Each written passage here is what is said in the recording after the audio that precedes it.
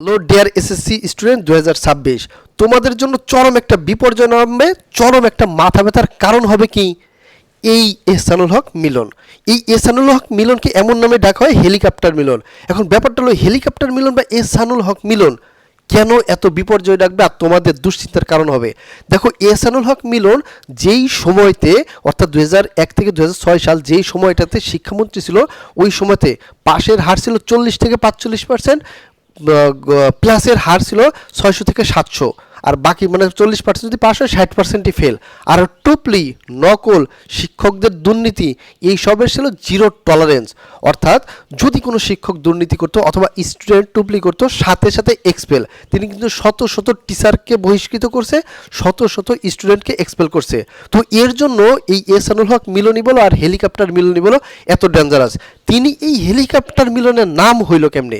তিনি নিজ অর্থায়নে, দেখো কাজের প্রতি কি ডেডিকেশন থাকলে নিজ অর্থায়নে, অর্থাৎ তার পরিবার থেকে আমেরিকাতে, সেই আমেরিকা থেকে নিজ অর্থায়নে তাকে টাকা পাঠাইতো, উনি ছোট্ট হেলিকপ্টার ভাড়া করে যে কোনো কেন্দ্রে চলে যেত, ওইখানে এক্সপেল করতো, শিক্ষকদেরকে বহিষ্কার করতো। কারণ কি, যেখানে দুর্নীতি সেইখানেই। তার সময়তে কিন্তু জিরো টলারেন্স ছিল, জিরো টলারেন্স, কোনো দুর্নীতি নাই। তুমি জানো যে 2001 সাল থেকে 2006 সাল পর্যন্ত তিনি ছিল শিক্ষামন্ত্রী। ওই সময়তে বিএনপির আমলে প্রশ্ন আউট ছিল একদম কমন একটা ব্যাপার। প্রশ্ন আউট, নকল, শিক্ষকদের সহায়তার স্টুডেন্ট পাস, এইটা ছিল একদম মনে করো যে ভাত মাছ। ওই সময়তে এই শিক্ষা ব্যবস্থার দুরবস্থা দূর করতে এহসানুল হক মিলনকে নিয়োগ দেওয়া হয় শিক্ষামন্ত্রী, এবং তারপর থেকেই এই এহসানুল হক মিলন তার এমন কার্য সাধন করছে, দুর্নীতি ছিল জিরো টলারেন্স। তাহলে বুঝতেই পারছো তোমাদের এইবার এহসানুল হক মিলন যদি শিক্ষামন্ত্রী হয়, আর তাহলে তোমাদের কি অবস্থা হবে আর হওয়ার চান্সটা কতটুকু।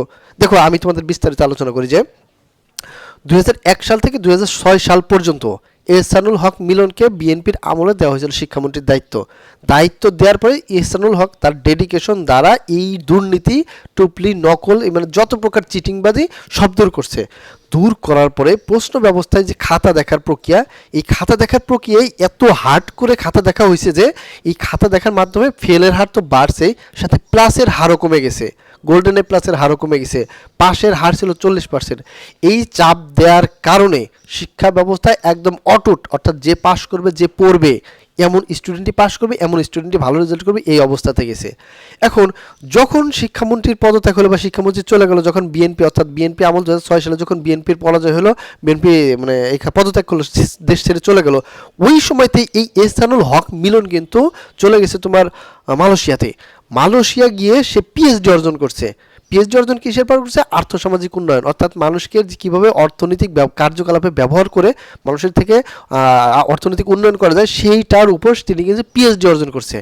এখন বিভিন্ন দেশের, যেমন এই যে 2024 সালে যে গণ অভ্যুত্থানের মাধ্যমে শেখ হাসিনার পতন হলো, এইখানে কিন্তু বাংলাদেশে অনেক শিক্ষামন্ত্রী এখন জেলে আছে, অনেক মন্ত্রী আছে তারা বাইরে আছে, ব্যবসা বাণিজ্যের সাথে জড়িত আছে। এহসানুল হক মিলন কিন্তু ওই কাজটা করে নাই। তিনি কি করছে? তিনি দেশ থেকে চলে গেছে, চলে যাওয়ার পরে সে চলে গেছে মালয়েশিয়াতে। মালয়েশিয়া থেকে ভালো একটা বিশ্ববিদ্যালয় থেকে তিনি পিএইচডি অর্জন করছে। এখন তুমি এহসানুল হক মিলনকে দাম দাও আর না দাও সেটা বড় ব্যাপার না, তার যে সার্টিফিকেট, তার যে অর্জন, সেটাকে তোমাকে ভ্যালু দিতেই হবে।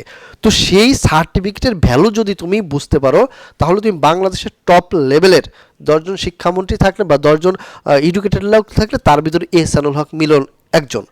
এখন বর্তমানে 2026 সালে যে নির্বাচন হলো, এই নির্বাচনে কিন্তু এহসানুল হক তার নিজ জেলা থেকে এমপি পদপ্রার্থী হয়েছে।